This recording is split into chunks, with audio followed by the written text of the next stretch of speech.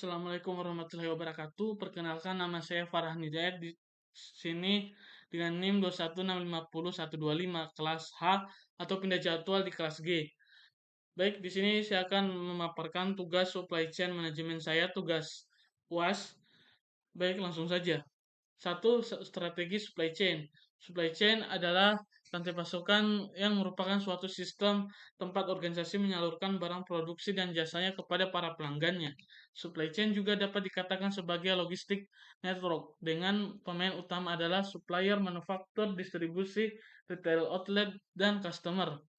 2. Perancangan produk baru dalam perspektif SCM.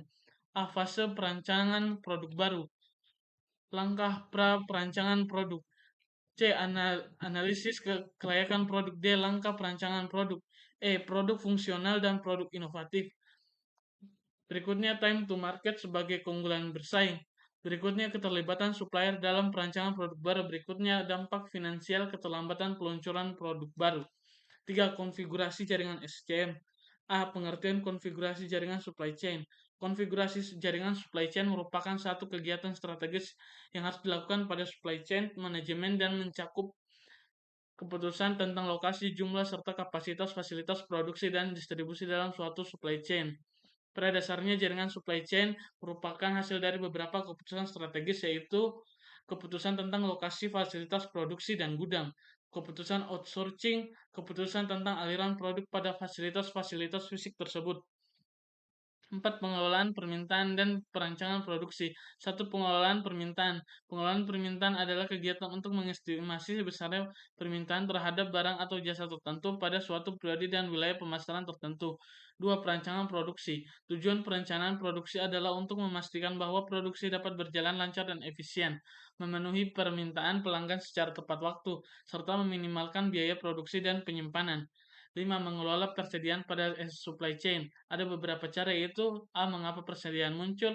A. Alat ukur persediaan. C. Berdasarkan bentuk. D. Berdasarkan fungsi. E. Berdasarkan sifat ketergantungan.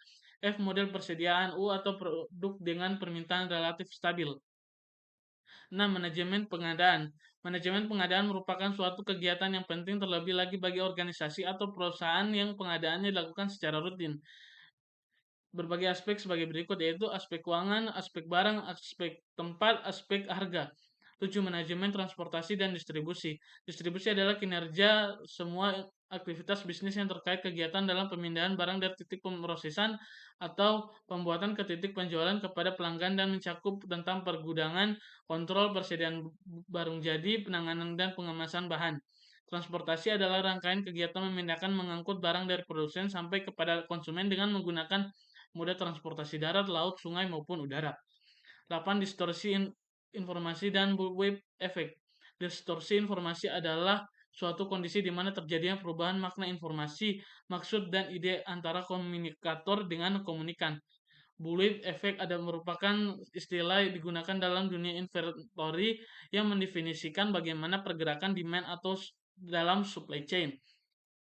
9. Pengukuran kinerja supply chain merupakan proses membandingkan antara hasil yang sebenarnya diperoleh dengan yang direncanakan. Dengan kata lain, sasaran-sasaran tersebut harus diteliti satu persatu, mana yang telah dicapai sepenuhnya, mana yang di atas standar, dan mana yang di bawah target atau tidak tercapai penuh. Ini adalah contoh tugas fungsi, tugas proses inti sampai ke target. 10. Teknologi informasi dalam manajemen pasok. Manajemen rantai pasok. Menurut Chopra dan Meindl 2007, informasi harus memiliki beberapa karakteristik agar dapat berguna dalam mengambil keputusan rantai pasok. Pertama, akurat. Kedua, tepat.